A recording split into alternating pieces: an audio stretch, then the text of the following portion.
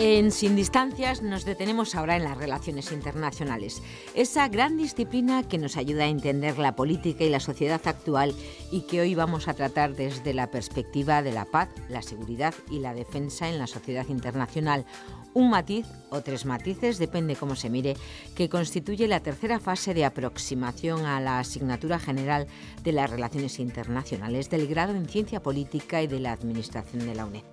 Una vez que se ha profundizado en los distintos enfoques teóricos sobre la disciplina y la historia, así como en las fórmulas de actuación de los principales actores que interactúan en la sociedad internacional, el equipo docente de esta materia nos invita a analizar cómo paz, seguridad y defensa, oportunamente conceptualizados, permiten interpretar la dinámica de cambio operada en la sociedad internacional en los tiempos más recientes y comprender cuestiones como la guerra y la paz, la búsqueda de mecanismos para la prevención, la gestión y la resolución de conflictos y controversias internacionales.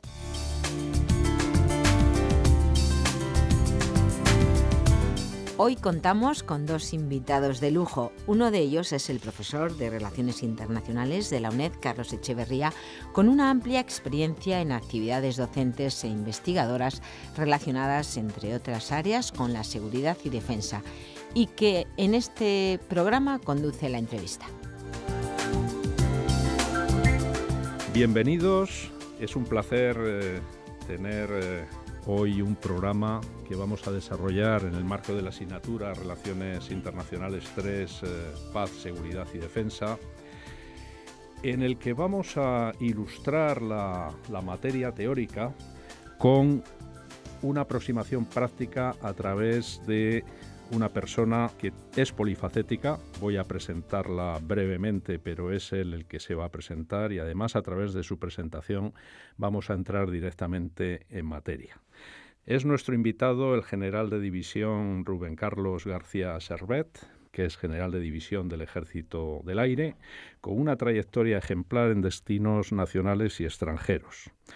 Como decía, su recorrido, que ahora mismo voy a darle la palabra para que él lo exponga, ilustra perfectamente el itinerario de nuestra asignatura. Es un servidor del Estado en distintos puestos y ha desempeñado y desempeña puestos internacionales de extremado interés. Actualmente es el jefe del Mando Aéreo de la Defensa Aérea Sur de la OTAN, en Torrejón de Ardoz, y es además licenciado en Ciencias Políticas y licenciado en Derecho por la UNED, y ha sido profesor tutor de la UNED, es decir, que estamos hablando de un invitado externo, pero que es un hombre de la casa.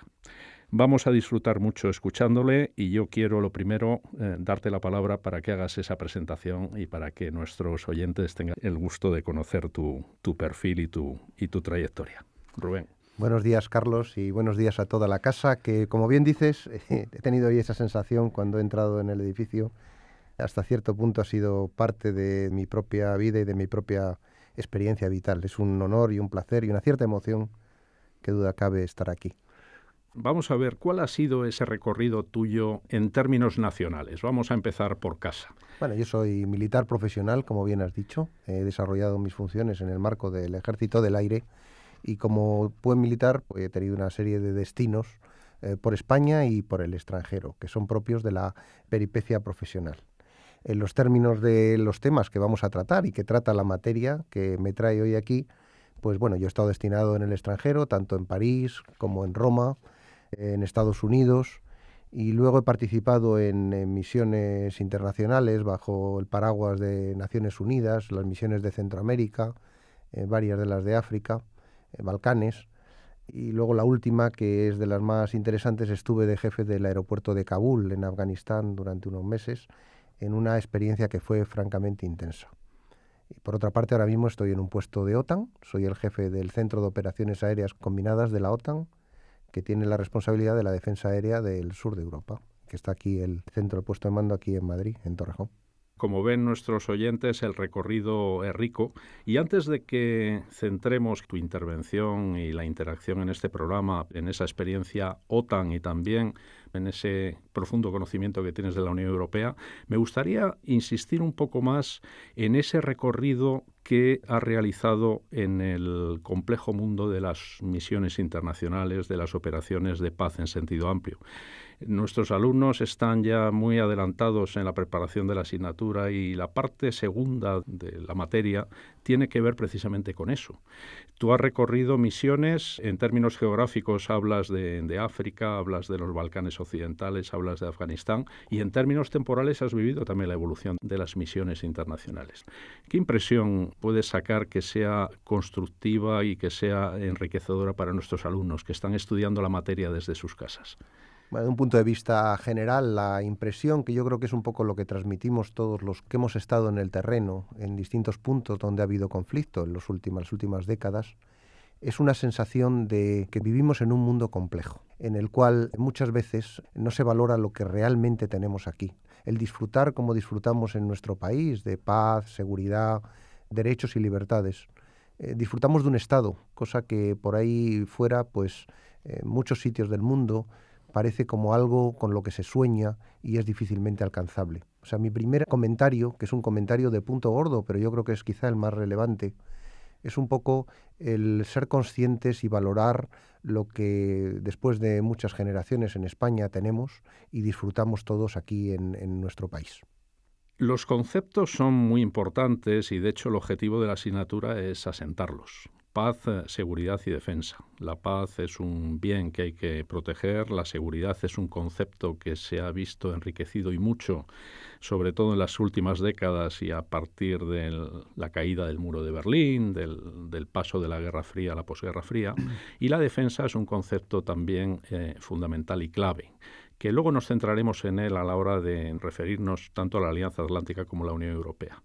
Pero el concepto de seguridad, y abundando además en algo que es importante para nuestros lectores, ahora que se acerca la Navidad y queda algún tiempo libre para leer, acabas de coordinar un magnífico libro colectivo en el marco del Centro Superior de Estudios de la Defensa Nacional, de libre acceso, de acceso gratuito a través de csden.es, en el que abundas en el concepto de la seguridad, de la estrategia de seguridad española. Concepto de seguridad rico, que un militar con tu trayectoria, ¿cómo puedes transmitírselo a nuestros oyentes para que lo entiendan perfectamente? Pues sí, concepto de seguridad rico, complejo y multidimensional. Un concepto de seguridad que lo es objetivo, se puede medir lo que es un nivel de seguridad adecuado, que permite el desarrollo de la vida ciudadana y que tiene una componente subjetiva, también una percepción de seguridad que influye en ese propio concepto.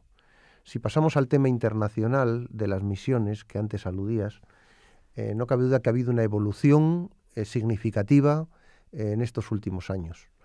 De la Carta de las Naciones Unidas, en el cual el concepto de seguridad hace referencia más que otra cosa a la seguridad entre Estados, la paz y seguridad entre Estados, a los que responden los conceptos originales de los mandatos de Naciones Unidas con la aprobación del Consejo de Seguridad, evolucionamos en estos últimos años a una seguridad centrada en la persona. Esa responsabilidad de proteger, esa responsabilidad sobre los abusos a los derechos humanos que hemos contemplado impotentes en muchos rincones del globo, creo que es una llamada de atención y anuncia un poco el debate de los próximos años. Todo ello indiscutiblemente, y ha sido un tema que se ha comentado muchísimo, requiere una supervisión, una aprobación de Naciones Unidas, bajo cuyo paraguas se desarrollan todas estas operaciones a las que hemos antes aludido. Operaciones que, pese al concepto genérico, tienen una componente potente o la han tenido militar en circunstancias extremas, pero que también tienen y cada día más una componente civil y una componente de recomposición de los estados. Quizá, y vuelvo un poco al principio de mi comentario, si imaginamos a futuro el desarrollo de la actuación de Naciones Unidas en el mundo, va a tener una fuerte componente de devolver esa pieza valiosísima que es el Estado que funciona, el Estado que protege, el Estado que asegura los derechos y libertades de sus propios ciudadanos 360 grados a lo largo de todo el mundo.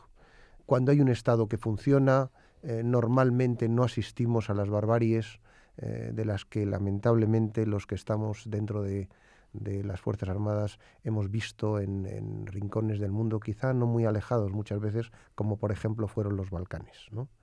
El asegurar el Estado de Derecho, el asegurar una policía que funciona, el asegurar que se cumple las mínimas condiciones jurídicas y sociales, forma parte esencial de lo que permite a unas sociedades y a los ciudadanos desarrollar su día a día con unas ciertas garantías.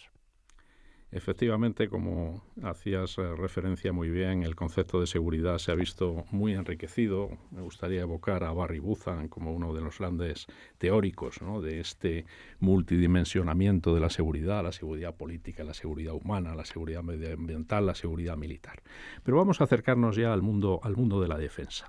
Y lo vamos a hacer además a través de dos organizaciones que conoces muy bien y en concreto una de ellas, la que sirves actualmente, la Alianza Atlántica, desde un puesto que, como te lo he oído decir muchas veces y procuro transmitírselo a quien tengo la ocasión de transmitirle mensajes relacionados con el mundo de la defensa, el mando que ostentas en la base de Torrejón también es marca España.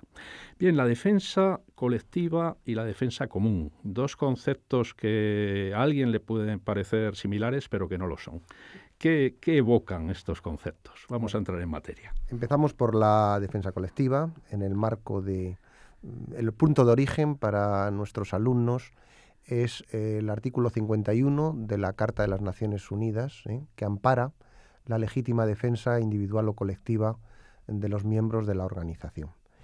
Ese concepto jurídico es la base sobre la que se constituyen alianzas, que son aquellas, simplificando mucho, una alianza es una organización internacional en cuyo tratado constitutivo los países ponen de acuerdo su defensa para que si uno es atacado, se sientan todos globalmente atacados, ¿no? En el caso de la organización en la que ahora sirvo, la Alianza Atlántica, ese artículo es el artículo 5 del Tratado de Washington, que es su tratado constitutivo, en el que específicamente dice eso, que si un país es atacado, pues el resto de los países tomarán las medidas que se consideren necesarias para restablecer la seguridad del socio atacado. Bien. La Alianza Atlántica, que frecuentemente es malentendida o no ha sido del todo bien explicada, quizá, es una organización de países sin transferencia de soberanía, es un tratado entre iguales. Cualquiera de las actuaciones de la Alianza Atlántica requiere la unanimidad de sus 28 miembros. Es decir, no es una organización que responda, como muchas veces da esa sensación en la opinión pública, a la decisión de uno o más de los miembros, sino de todos ellos. Cualquiera de ellos puede bloquear una operación o una actuación exterior. El segundo concepto, desde un punto de vista quizá más académico, aparte de este artículo 5 al que he hecho alusión, es que en su origen la organización tenía un marco geográfico de actuación que es el que está contemplado en el artículo 6 del propio Tratado de Washington, que refiere a la zona del Atlántico Norte, al norte del Trópico de Cáncer, las islas y el territorio continental de Europa, como marco de actuación. Bien es cierto que en los últimos años, desde la caída del muro de Berlín, al que hacías referencia, y de la finalización del mundo bipolar, el marco de actuación se ha visto ampliado.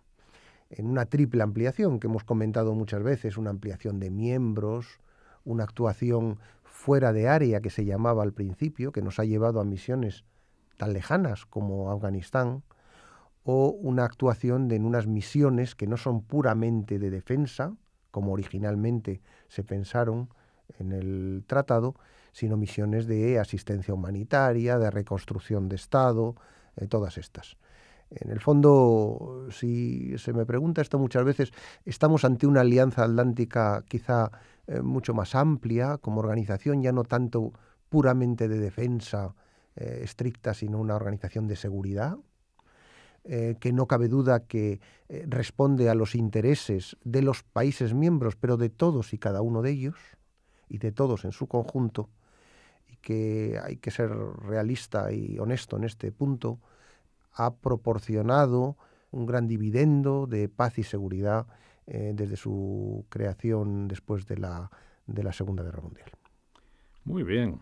Pues efectivamente esta intervención del general nos ha ilustrado mucho a todos sobre ese recorrido de la Alianza Atlántica, que en términos de posguerra fría pues queda también enriquecido por el recorrido a través de los 3 conceptos estratégicos que se han aprobado desde entonces, en el 91, en el 99 y en el 2010.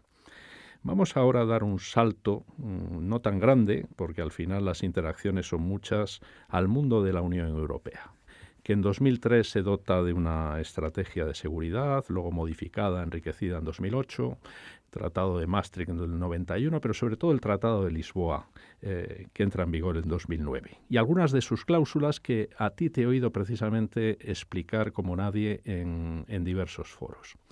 Y ahí estamos hablando de la defensa común, como objetivo y, ¿por qué no?, si hay voluntad política, pues como implementación. ¿Qué te evoca esta referencia a la Unión Europea y la seguridad y la defensa? Conceptualmente, la Unión Europea ha recogido en su Tratado de Lisboa, actualmente vigente, muchos de los fracasados conceptos de la Constitución Europea, que intentó ser un paso simbólico enorme hacia el federalismo como objetivo final de la Unión Europea, en ese debate entre federalismo y librecambismo, ¿no?, como modelo final de la Unión. El Tratado de Lisboa recogió muchos de los conceptos que estaban en ese proyecto de Constitución Europea que no salió adelante. En el fondo, en un análisis certero y fino del asunto, lo que se perdió en la Constitución Europea a Lisboa, pues es más bien los temas simbólicos. Y sin embargo, la materia gris, los esquemas operativos se han mantenido todos al 100%. En el área que hoy estamos comentando, más de seguridad y defensa, el articulado del Tratado de Lisboa recoge conceptos absolutamente revolucionarios, hasta el punto de que constituyen, desde mi punto de vista, y esto es polémico, a la Unión Europea como una alianza en sí misma. Una alianza, puesto que pone en común, si antes defino yo en mi primera intervención, una alianza como una organización internacional con una cláusula de asistencia que ponen en común su defensa, si vamos al articulado del Tratado de la Unión Europea, al artículo 42.7, hay textualmente una cláusula de asistencia, incluso mucho más enérgica, mucho más inmediata, mucho más poderosa que la del artículo 5 del Tratado de Washington de la OTAN. Luego, entonces, la Unión Europea, que en su concepto funcionalista, en su origen de los padres creadores, empezó por el soft power, empieza por las cuestiones de economía, va llegando poco a poco a materias del núcleo duro del poder de los estados. Ya es muy significativo, aunque esté limitado a un cierto número de socios, el tema de la moneda única. Y desde Lisboa incorpora lo que era el artículo 5 del Tratado de Bruselas de la Unión Europea Occidental y, por tanto, se dota de un artículo potente, 42.7, como dije, que es una cláusula de asistencia y que desde mi punto de vista configura sin duda a la Unión Europea, como digo, como una alianza. No solo eso, hay otra serie de artículos desperdigados por el confuso articulado, que es una de las críticas que se puede hacer al tema de la Unión Europea, la confusión frecuentemente en los textos jurídicos. Pero bueno, hay una serie de artículos desperdigados por el tratado que son en este sentido muy significativos. Está en el artículo 222, que pueden consultarlo, del Tratado de Funcionamiento de la Unión Europea. Saben que el tratado ahora mismo es doble, es Tratado de Unión Europea y Tratado de Funcionamiento de la Unión Europea. Son dos textos complementarios, con igual fuerza jurídica. Bueno, pues en el 222 se configura una cláusula de solidaridad muy potente, en este caso que pone en común riesgos y riesgos son riesgos categorizados como terroristas o riesgos de catástrofes naturales, de forma que si cualquiera de los países miembros del club tiene una desgracia de este estilo, el resto de los países están en el mismo ámbito obligados a prestarle asistencia a petición siempre, naturalmente, del país que ha sufrido esta cuestión. Pero es que en el ámbito incluso de temas de seguridad y defensa existe una cooperación estructurada permanente en el artículo 42.6 del Tratado de la Unión Europea, que no ha sido desarrollado, desgraciadamente, pero que anticipa el futuro de la Unión Europea en este ámbito. Hay también una agencia europea de defensa contemplada en el texto del tratado y que está en marcha. En fin, toda una serie de mecanismos que desarrollarán y permitirán el desarrollo futuro de estas cuestiones. El tema jurídico está ahí. Es decir, que de alguna forma la fórmula jurídica está establecida. Hay que ver un poco el camino futuro que cabrá desarrollar. Y me detengo un segundo en el tema del futuro. Yo estoy convencido de que la Unión Europea en estos ámbitos, con sus momentos mejores y peores, que a fur de las cuestiones exteriores, lleva un incremento de sus capacidades en una dirección que yo creo honestamente que es una dirección federal, por más que este concepto es discutido y discutible. Pero bueno, estando la base jurídica preparada, el desarrollo es posible. Lo que sí que es cierto, que debido a las dimensiones actuales en número de miembros de la Unión Europea, me da la sensación de que los futuros desarrollos tendrán que ser una cooperación reforzada. Entre un número de países miembros que decidan profundizar, aunque dejen abierta la puerta, tal y como contempla el artículo 20 de las cooperaciones reforzadas del tratado, tienen que dejar abierta la puerta para que más adelante el resto de los miembros puedan subirse al esquema. Eso enriquece y mucho el conocimiento que a priori pueden tener nuestros radioyentes en general, y un conocimiento más profundo que indudablemente tendrán nuestros alumnos al hilo del estudio de la materia. Esas comunidades europeas que, como tú muy bien decías, arrancaron con ese pragmatismo de los padres, de Schuman, de Monnet, las aproximaciones económicas, que por otro lado también se exploró en aquellos momentos la defensa, pero la Comunidad Europea de Defensa es una realidad non nata. Hoy en día ya tenemos esa posibilidad, hay que percatarse de la riqueza que tenemos aquellos que tenemos la posibilidad de pertenecer a organizaciones como la Unión Europea y como la Alianza Atlántica, y precisamente de ese binomio de organizaciones, a ambas pertenece España desde hace largos años. Tu experiencia vital, profesional, de tantos años y de tantas misiones, esa relación, que no siempre es fácil, entre Unión Europea, Alianza Atlántica, en escenarios tan ricos del mundo en los que ambas banderas están o se han sucedido, ¿qué lecciones aprendidas puedes extraer que sean útiles para nuestros oyentes? Bueno, he hecho referencia y hablamos un poco de la categorización, si se quiere, filosófica del asunto. Y he hecho un poco referencia a la idea de que efectivamente la Alianza Atlántica está ahí, tiene un recorrido demostrado, ha contribuido de una forma significativa a la paz y, lo que es más importante, a la salvaguarda de los derechos y libertades que describen nuestro modelo de sociedad. Está ahí. La Unión Europea, de alguna manera, como dije, antes de seguir, la Alianza Atlántica no contempla en sus tratados, ni aspira a ello, ningún tipo de transferencia de soberanía entre los Estados. Es una puesta en común de temas sensibles, pero que requiere en todo momento la unanimidad de sus miembros en sus actuaciones. La Unión Europea es revolucionaria en su concepción, porque la Unión Europea contempla la transferencia de soberanía. De hecho, si hablamos del antiguo primer pilar en temas económicos, esa transferencia de soberanía está ahí presente. Se vota por mayoría, que es la medida de esa transferencia de soberanía. Esto todavía no ha llegado a los aspectos de seguridad y defensa, pero indiscutiblemente yo creo que va a llegar. O sea, la Unión Europea en estos ámbitos es más futuro que presente. Ha habido misiones bajo bandera de la Unión Europea, misiones que sin embargo no han dado todavía la medida del instrumento hasta dónde nos puede llevar. El ámbito es el mismo. La Unión Europea en materia de seguridad y defensa es ante todo, más que la defensa de intereses, la defensa de un modelo de forma de entender el mundo, de un modelo de civilización, de un modelo de derechos y libertades, que vienen contemplados en la Carta de Derechos y Libertades que viene anexo al Tratado de Lisboa. En este sentido, yo veo un amplio futuro en comparación con una cosa ya existente y consolidada. Como hay misiones que se prefiere por unas razones o por otras, o por el acuerdo entre miembros, que las lleve la Unión Europea o que las lleve la OTAN, incluso hoy en día, hay que decir que, por ejemplo, la Unión Europea no solamente tiene la capacidad de actuar militarmente, sino que tiene toda la cantidad de medios civiles que intervienen en operaciones, o sea, hay operaciones cívico-militares en el marco de la Unión Europea, que es también una baza en manos de la Unión Europea. Bueno, pues cara a futuro yo creo que poco a poco se irá tomando más protagonismo.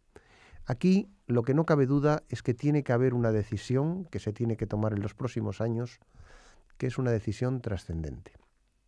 En la OTAN, como todos sabemos, tenemos nuestros miembros del otro lado del Atlántico, que han colaborado de una manera decisiva, como digo, a nuestra estabilidad, a nuestra paz y a nuestras libertades. Cada día hay un proceso en el que se hace más acuciante que los países miembros europeos vayan tomando más responsabilidad en su propia defensa, en primer lugar. Y luego la puesta en común de esas capacidades de una manera colectiva. Que los países miembros decidan en las futuras operaciones que existan que esa defensa colectiva se haga bajo bandera OTAN o bajo bandera de la Unión Europea es un aspecto político que los gobiernos, de una manera soberana, tendrán que determinar. Pero que no cabe duda que yo creo que es un proceso y un eje que tendremos que ir comprobando cómo se desarrolla en los próximos años. Lo que no se puede perder de vista en ningún caso es que más allá de la alianza, la Unión Europea es un ente político. Su base conceptual es la creación, a través de las solidaridades de hecho, en principio económicas y luego de otro tipo, es la creación de un ente político más amplio, de una puesta en común de temas de soberanía, que es el tema que frecuentemente no se explica, pero que está en el fondo de la esencia de la organización. Magnífica exposición por parte de alguien que lo ha vivido como militar y que lo analiza como militar y como politólogo y como jurista. Yo creo que, Rubén, hay que agradecerte el que hayas esclarecido varias cosas. Aparte de las herramientas y su funcionamiento, los escenarios geográficos y demás, esa insistencia en la política y esa insistencia en la voluntad política y en el hecho de que la ciudadanía tiene un papel en todo esto. ¿Qué quieres añadir en términos de epílogo y de conclusiones? Yo un solo comentario que yo creo que es relevante para... Nosotros hemos recorrido, como país, España, un largo recorrido. Somos un país importante en el seno de ambas organizaciones. La prueba es que ahora mismo, pues un español, en este caso, en mi caso, es el responsable de Media Europa en el tema de defensa aérea. Vamos cada vez siendo reconocidos y recogemos la confianza de nuestros socios. Se abre ante nosotros un futuro importante en el cual tenemos que ser protagonistas. Y yo creo que los tiempos de ser espectadores de nuestra historia hay que dejarlos atrás. Pues muchas gracias, Rubén, y espero que este programa les haya servido para seguir con estímulo esa exploración en el mundo de la paz, la seguridad, la defensa y las relaciones internacionales. Muchas gracias y hasta pronto. Gracias, Carlos.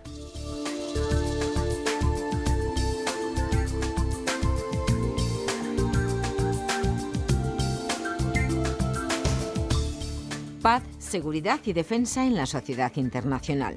Un tema en torno al que han conversado Carlos Echeverría, profesor de Relaciones Internacionales de la UNED, y Rubén Carlos García Servet, general de división del Ejército del Aire, jefe del Centro de Operaciones Aéreas Combinadas de la OTAN en Torrejón, abogado y licenciado en Ciencias Políticas por la UNED.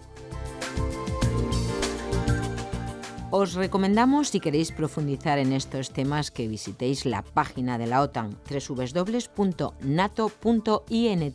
o en la web oficial de la Unión Europea, europa.eu.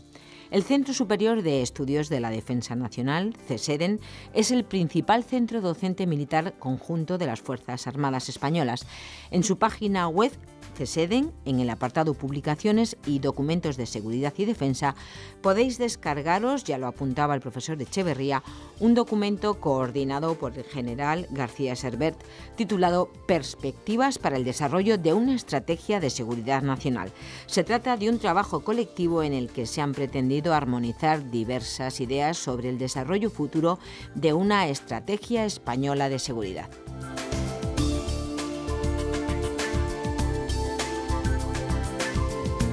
En este punto nos despedimos. Agradecemos vuestra confianza e interés en estos programas de cultura y divulgación de la UNED y os recordamos que en estas fiestas de Navidad también estaremos con vosotros si lo queréis. Por nuestra parte, el próximo día 24, fieles a esta cita, os ofreceremos un programa sobre un proyecto educativo y otro en el que analizaremos qué queda del franquismo. Aquí en Radio 3, en nuestro horario habitual y en el momento que decidas en el canal multimedia, Canal UNED, en YouTube y en el podcast de Radio Televisión Española. Gracias y felices fiestas.